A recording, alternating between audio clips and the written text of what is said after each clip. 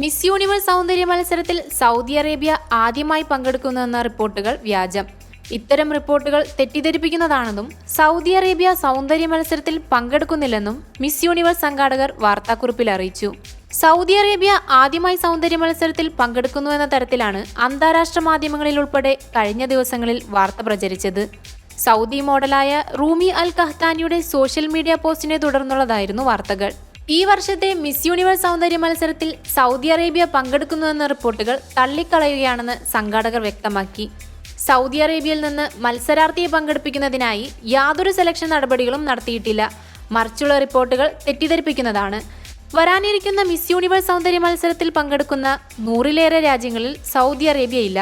ഏതൊക്കെ രാജ്യങ്ങളിൽ സൗന്ദര്യ മത്സരത്തിനായി സെലക്ഷൻ ട്രയൽ നടത്തണമെന്ന് തീരുമാനിക്കുന്നത് തങ്ങളുടെ അപ്രൂവൽ സമിതിയാണെന്നും മിസ് യൂണിവേഴ്സ് സംഘാടകർ വ്യക്തമാക്കി.